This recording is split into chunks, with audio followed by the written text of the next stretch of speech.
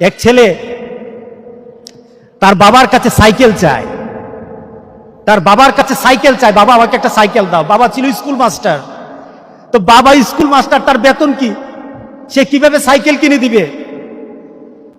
কিনে দেয় না। ছেলেও নাসুর বান্দা, সাইকেল চাই কিনে দেয় না, সাইকেল চাই কিনে দেয় না। একবার ছেলে বাবাকে বলল, বাবা আমাকে সাইকেলটা কিনে দাও না। বাবা রাগ করলেন, রাগ দিয়ে বললেন যে আরেকবার সাইকেল চাইবি তাহলে পিটাম, তুই আমাকে বিরক্ত করতেছিস। কি বলেন, আমরা বিরক্ত হই না মাঝে মাঝে? সন্তান যদি বেশি আমার ক্ষমতার বাইরে যদি সন্তান কিছু চায় তাহলে আমরা বিরক্ত হয়ে যাই। আরেকবার চাইবি তাহলে পিটা দেবো, তাহলে মাইট দেবো তোকে, তুই আমাকে বিরক্ত করতেছিস। সন্তান বারবার চাওয়ার কারণে বাবা বিরক্ত হয়ে গেল। সন্তান কিন্তু রাসূল বান্দা। সন্তান বাবার দিকে তাকিয়ে করুণ সুরে কাঁদতে কাঁদতে বলল, বাবা তুমি কে মারবা? তুমি ছাড়া আমি কার কাছে চাইবো বলো? তুমি ছাড়া তো আমার আর চাওয়ার জায়গা নাই। তুমি আমার আব্বা, এছাড়া আমি কার কাছে চাইবো? দেওয়ার ক্ষমতাও যদি তোমার থাকে তোমার কাছে চাইবো, না চাইলে যেটাও তোমার কাছে চাইবো। আমি কার কাছে চাইবো বলো? তুমি আমাকে ফিরিয়ে দিবে, কিন্তু আমি ফিরিয়ে দিলে দিতে পারো, কিন্তু আমি কার কাছে চাইবো? আমার তো তুমি ছাড়া কেউই নাই। বাবার সাথে সাথে ছেলেটাকে বুকের মধ্যে আঁকড়িয়ে ধরলেন। বাবা তুই আমাকে এমন একটা কথা শোনালি, যা তোকে আগামীকাল সাইকেল কিনে দেবো। সুবহানাল্লাহ, সুবহানাল্লাহ। তার মানে কি, ছেলে তার বাবার হৃদয়ে টাচ করেছে। তার কথার মধ্যে আবেগ ছিল, ভালোবাসা ছিল, নিবেদন ছিল যে বাবা তুমি না দিতে পারো, কিন্তু আমার তো তুমি ছাড়া কেউই নাই। তুমি না বলতে আমাকে ফিরিয়ে দিতে পারো, কিন্তু আমার চাওয়ার জায়গা তোমার ছাড়া আর তো কেউই নাই, আমি তোমার কাছেই তো চাইবো। আমরা যদি মাবুদের দরবারে, আল্লাহর দরবারে এভাবে চাইতে পারতাম, যেই মাবুদ দিতেই পারে, দিতেই পারে, দিতেই পারে, একমাত্র যিনি দিতেই পারে, তার কাছে ওই আবেগ দিয়ে যদি চাইতে পারতাম, কোনোদিন কোনো জিনিস আমাদেরকে ফিরিয়ে দিতেন না, কোনোদিন ফিরিয়ে দিতেন না। আমরা চাইতেই পারি না, আমরা ওইভাবে আল্লাহর দরবারে চাচ্ছি না। আমরা যদি চাইতে পারতাম তাহলে পৃথিবীতে আমাদের এই যে বিপদ থাকতো না। আমরা চাই ঠিক, বলেন তো দেখি, যখন কোভিড-19 করোনা আসলো, মসজিদে জায়গা দেওয়া যায় না, ঠিক না? মসজিদে জায়গা দেওয়া যায় না। বলা হয় মসজিদে একটু সিস্টেম হতে আসতে হবে, একটু কম আসতে হবে, বাড়িতে সবাই নামাজ পড়েন। কিন্তু আমরা বলি না, বাড়িতে নামাজ পড়বো না, মসজিদই পড়বো। মসজিদ ভরে যায়, কোনোদিন মসজিদ জুমা ছাড়া ভরে নাই। কিন্তু যে কোভিড-19 যখন করোনা আসলো, মসজিদ জুমার মতো ভরে যেত, ঠিক না? এখন কি ভরে? হ্যাঁ, আবার ভরে নাকি? না না, এখন আবার আগের জায়গায়। একটা আবেগ কাজ করছিল, আবেগ। রবের ভয় আসে নাই, রবের ভয়ের চিন্তা করে নাই, রবের সাথে সম্পর্কের চিন্তা নাই। এসেছে কেন? একটা ভয়। কিসের ভয়? তুমি তোমার রবের সাথে সম্পর্ক করো, তোমার রবের সাথে সম্পর্ক করো। তুমি মসজিদে রবের সাথে সম্পর্ক করো, তুমি ঘরে, প্রত্যেকটি স্থানে যখন রবের সাথে তোমার সম্পর্ক হয়ে যাবে, আল্লাহ সুবহানাহু ওয়া তাআলা বলেন, বান্দা চাইতে দেরি হবে, আমি দিতে তোরে দেরি করব না। বান্দা, আমি দিতে দেরি করব না।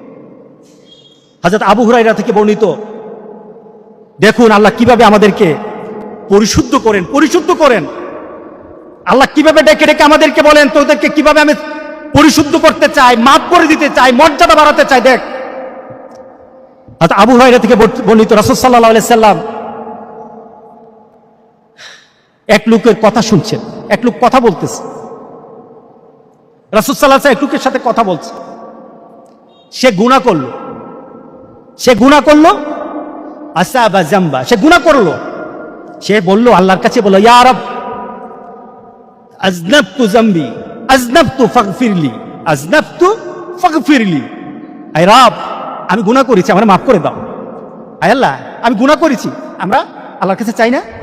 কিভাবে বলেন? আয় আল্লাহ, আমি গুনাহ করেছি, মাফ করে দাও। বলেন না, গুনাহ করেছি, মাফ করে দাও। সে ঠিক ওইভাবে বলছে, আযনাবতু ফাগফিরলি, আমি গুনাহ করেছি, আমাকে মাফ করে দাও। রাসূল সাল্লাল্লাহু আলাইহি সাল্লাম সাহাবায়ে কেরামকে বলতেছেন, এই লোকটা এইভাবে আল্লাহর কাছে চাইলো, গুনাহ করেছি, মাফ করে দাও বাবু।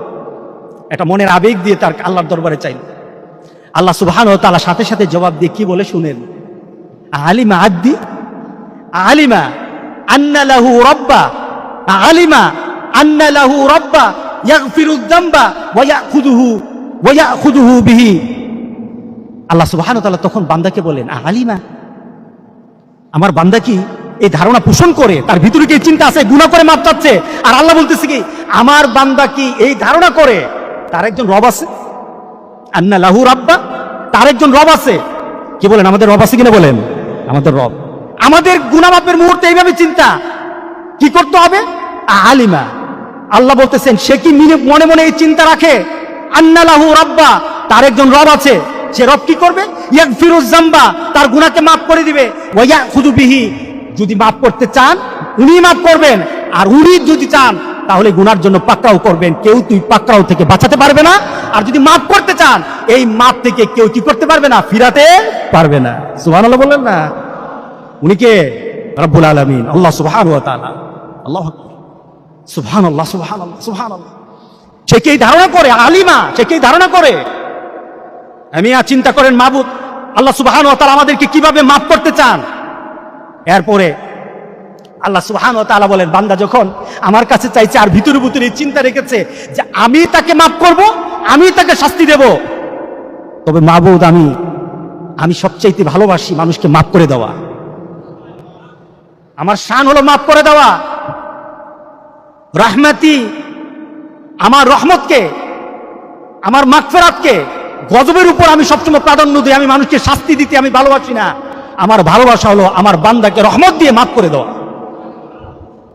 সাবাকাত রাহমাতি আলা গাদাবি, আমার রহমতকে আমি গজবের উপর প্রাধান্য দেই।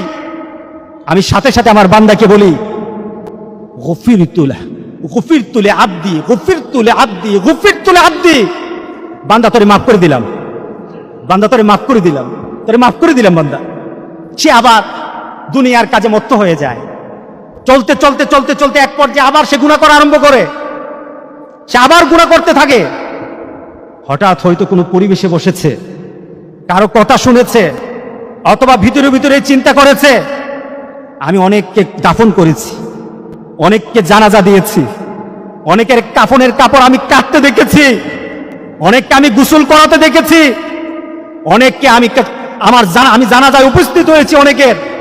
এই ভিতরে চিন্তা আসার পর সে মনে মনে চিন্তা করলো যে আমার যদি এখন চলে আসে আমি আল্লাহর দরবারে কি জবাব দেব? আমার যদি এই মুহূর্ত চলে আসে আমি আল্লাহর দরবারে কি জবাব দেব? এই চিন্তা নিয়ে সে সাথে সাথে আল্লাহর দরবারে হাত পেতে বলে, মাবুদ আমি গুনাহ করেছি, আসাবা জাম্বা, আমি গুনাহ করেছি, আমারে মাফ করে দাও, আমারে মাফ করে দাও। রব্বি আজনাবতু, আয় আল্লাহ আমি গুনাহ করেছি, আমাকে মাফ করে দাও। আল্লাহ সুবহানাহু ওয়া তাআলা সাথে সাথে ডাকের জবাব দিয়ে বান্দাকে বলতে থাকেন, আলিমা আব্দি। আবার ওই কথা, আলিমা আব্দি। সে কিন্তু এর আগে গুনাহ করেছে, আল্লাহ মাফ করে দিয়েছে, আবার গুনাহ করেছে। আবার আল্লাহ বলতেছেন, আলিমা আব্দি আন্না লাহু রাব্বা ইয়াগফিরুয যামবা ওয়া ইয়াখুযু বিহি। আমার এই বান্দা কি মনে মনে ধারণা করে তার এক রব আছে। কি বলেন, আমাদের রব আছে কিনা? রবকে আল্লাহ সুবহানাল্লাহ।